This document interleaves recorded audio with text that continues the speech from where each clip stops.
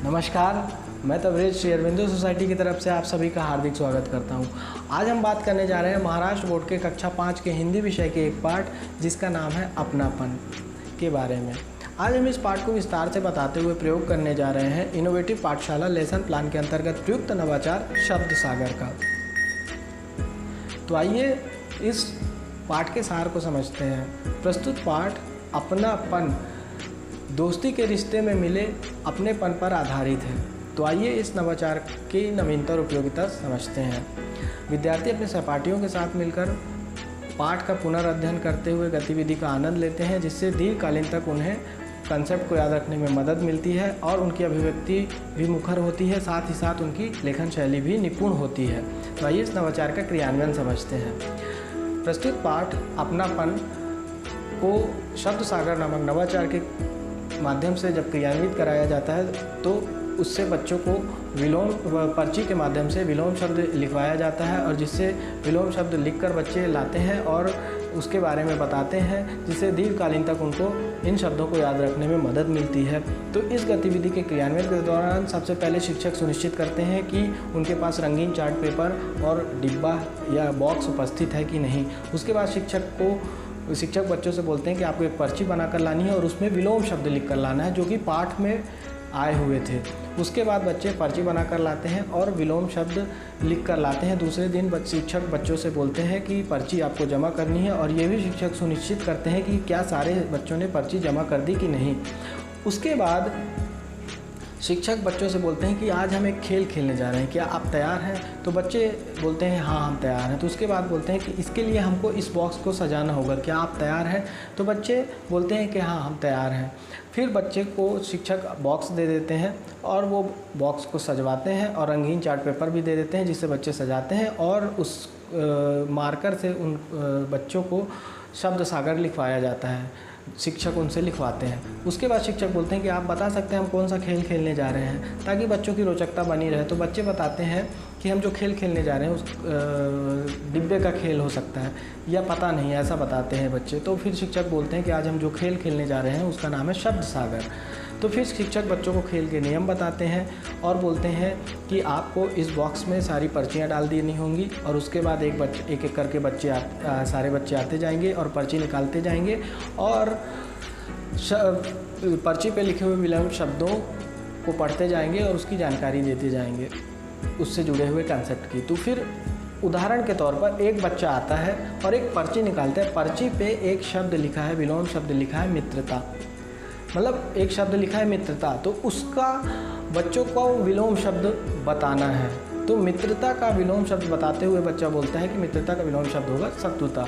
इसी तरीके से अगला बच्चा आता है, वो भी पर्ची निकालता है बॉक्स में से, और मान लीजिए उस पर्ची में एक शब्द लिखा है कठिन, तो फिर बच्चा बोलता है कि कठिन शब्द का विलोम शब्द होगा सरल। इस तरीके से सारे बच्चे आते जाते हैं और पर्ची निकालते जाते हैं और विलोम शब्द बताते जाते हैं। तो इस नवाचार के माध्यम से शिक्षक बच्चों से विलोम शब्दों की जानकारी दे सकते हैं और इस कंसेप्ट के माध्यम से बच्चे दीर्घकालीन तक इस कंसेप्ट को याद रख सकते हैं। तो ये था नवाचार का क्रियान्वयन। तो आइए जानते हैं कि इस नवाचार के क्रियान्वयन से कौन कौन से सीखने के प्रतिफल प्राप्त होते हैं। पहला, सुनी एवं पढ़ी रचनाओं की विषय वस्तु के बारे में बच्चे बात करते हैं, तर्क देते हैं एवं निष्कर्ष निकालते हैं। दूसरा, विद्यार्थी अपरिचित शब्दों से परिचित होते हैं एवं उनको शब्दकोश से खोजते हैं। तीसरा, विद्यार्थी भाषा की बारीकियों को समझते हैं एवं अपनी खुद की भाषा विकसित करते हैं। तो ये थे सीखने के प्रतिफल। आइए समझते हैं कि वो या शिक्षक इस नवाचार के क्रियान्वयन के दौरान उनको क्या क्या चीज़ें ध्यान में रखनी होती हैं।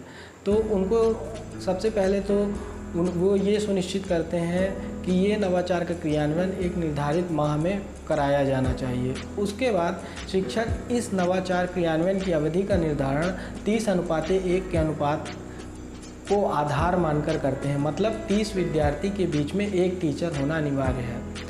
और इस गतिविधि के क्रियान्वयन की अवधि 20 मिनट निर्धारित की गई है। शिक्षक इसे अपने अनुसार घटा या बढ़ा भी सकते हैं।